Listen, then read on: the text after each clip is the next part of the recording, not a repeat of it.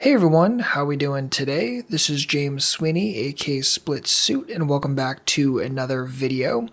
And in the Ask SplitSuit a Question thread, a couple people asked hand history questions, so I wanted to look at a couple of those, and today we're going to look at a hand from Michael H.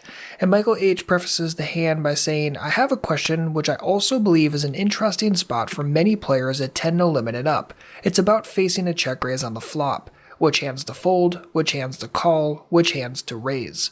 I have a very good example below. I was lucky that the hand led to a discussion at the table afterwards, and the winner actually sent me his hand history to reveal his hand. The hand goes like this. So Michael's playing 10 no limit on Poker Stars, raises ace king from under the gun +1, totally standard.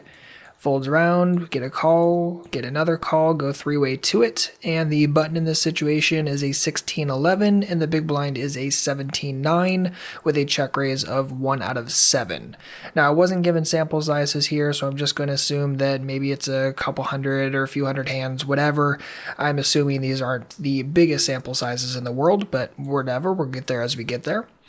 Big blind checks, hero decides to continuation bet for roughly 2/3. So Michael also told me that they both have lower fold versus flop c-bet percentages, so overall I'm going to be totally on board with this. We can get looked up by things like ace queen, ace jack, maybe an ace 10 suited, flush draws, pocket nines, pocket tens, pocket jacks if they don't 3-bet at pre-flop, that sort of thing. So I think there's definitely enough second best hands they can and will continue, definitely liking this. If they both had really high fold versus flop c-bet percentages, it's a little different. But in this exact situation, it's all looking good to me so far. End up getting a call, and then we face a check raise from the big blind. So remember, the big blind has that check raise of 1 out of 7, which is, whatever. It's 7 samples. It's nothing too conclusive one way or the other. So I don't want to say that he's necessarily doing this a ton with a lot of junk, or that he's necessarily only doing this with the nuts. We really can't say out of 7 samples. But in this situation, it's pretty uncomfortable, and it's one where you have to make your decision right this moment as to what you're going to do. Because if we decide to call, what's likely going to happen? Well, the button's going to fold everything but his draws, and that just becomes a situation where, whatever, we're not really doing too much there. It's the kind of situation where if we call and get shoved on by the button, I really hate that. And let's just take a situation where we were to call and go heads up against the big blind on the turn. Well, what are we going to do? Pot at that point's 5.35, and there's not like a ton of flexibility left, just given the way that it's probably going to go down. He bets 3 on the turn, and then what are we doing then, and what's our plan for the river? So you really kind of have to be thinking that far ahead as far as what am I going to do on turn and river in this situation? How is the rest of this hand going to play out? And the reason is just simply there's not a lot of stack left at that point. There's 2 times the pot going into the turn. Very, very easy for stacks to get in, and whenever that's the case, and it's very likely that stacks could go in, and facing a check raise is certainly an aggressive enough action to lead me to believe that that's at least a possibility, then it's a situation where I really have to plan for that. So in this situation, whether you call, whether you raise, whether you fold, whatever, you have to have the plan right this moment. Now, against a tighter opponent, obviously I'm usually thinking that they're check raising this a little bit stronger, and I'm also usually assuming that they're not going to be check raising junk as much, and I assume they're not going to be check raising things like ace X as much. Simply because if he were to just call preflop with something like, say, ace jack as opposed to squeeze it, why would he check raise it here? Same concept with ace queen, same concept even with ace king if it's someone who wouldn't 3-bet at preflop. Now, this person does have a larger gap in the VPIP PFR than I would expect someone to have who's running with a 17% VPIP, so not assuming they're the best player in the world. And whenever a passive opponent decides to check raise me, I'm usually assuming it's going to be with a decently strong range of hands.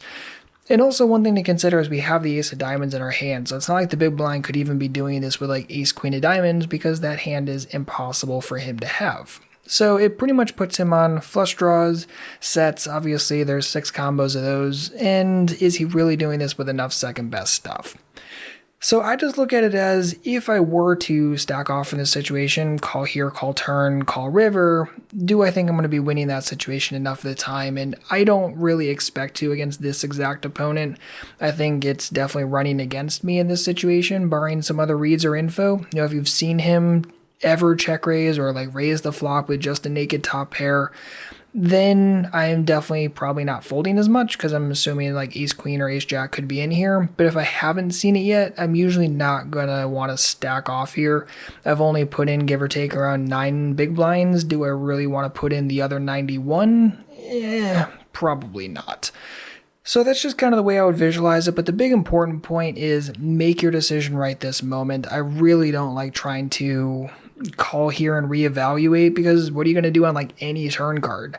It's just going to be kind of vomit, and it's not going to change one way or the other very much, so the decision could be made right this moment. You don't have to be purely reactive and react to the turn card and turn bet. In this situation, Hero decided to call, button called as well. Faced a bet on the turn, and Hero decided to fold, as did the button, and Big Blind ended up shipping it.